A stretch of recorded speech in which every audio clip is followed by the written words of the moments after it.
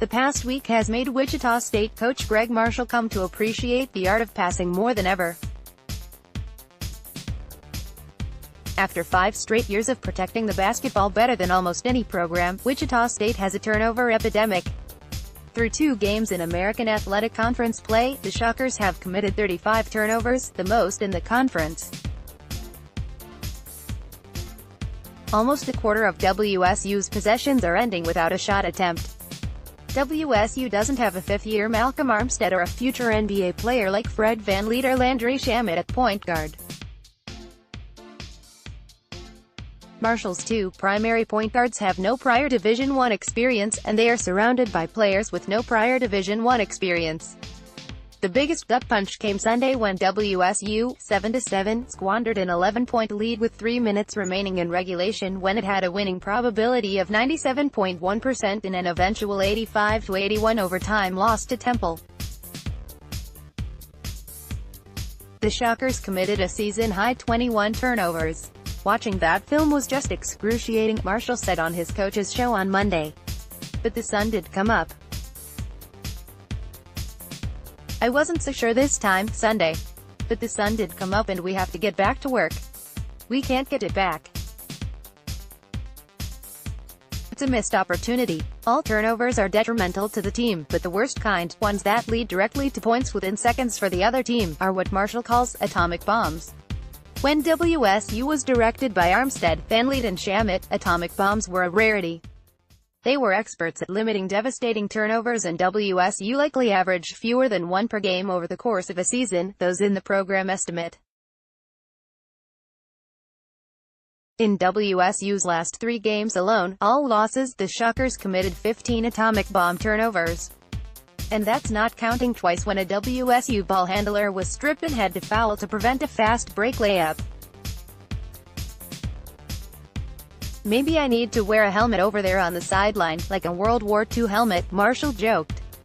"My grandpa had one and he had it in his foot locker. A green helmet with the chin strap. I can wear that. I don't know if I have an extra one for the rest of the staff.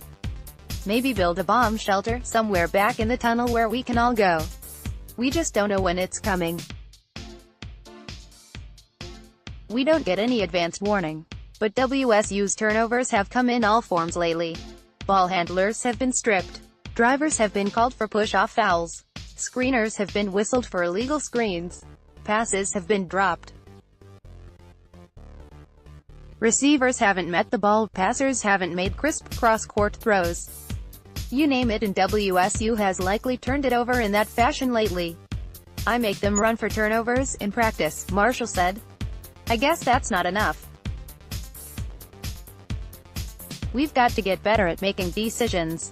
Dribbling and passing are lost arts in college basketball, especially around here right now. We don't dribble or pass well, much less shoot it well." WSU's turnover problems can't be pinned on any 1 or 2 players, but Marshall has stated that it begins with the point guards. Starter Ricky Torres has had flashes this season of distributing at a high level and finishing inside the arc, while freshman backup Jamarius Burton has been effective at times when he builds steam going toward the basket. While each only average 1.6 turnovers per game, Torres is turning the ball over on 30% of the possession-ending plays while he's on the court, and Burton's turnover rate is 26%. For reference, VanVleet's turnover rate never rose above 15%, Shamet's never went over 18%, and Armstead clocked in at 21%. My guards have got to be able to understand a 3.5-minute, 11-point lead and how to manage that game and how to manage the shot clock, Marshall said. Some of the turnovers can be avoided with a little more cautiousness with the basketball. I tell the players sometimes before they go out, do not relax.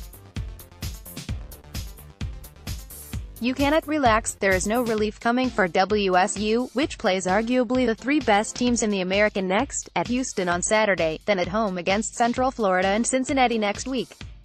As the Shockers prepare for undefeated Houston, which has the 12th best defense per KenPom.com, Marshall is left with trying to new ways to improve his team's decision-making. It's hard to simulate the decision-making part in practice, Marshall said. what we're going to do Tuesday in our 5-on-5 part of our scrimmage is we will just try to steal the ball. Don't worry about playing the gaps or worry about driving angles and helping, just try to steal the ball. We need more practice at that.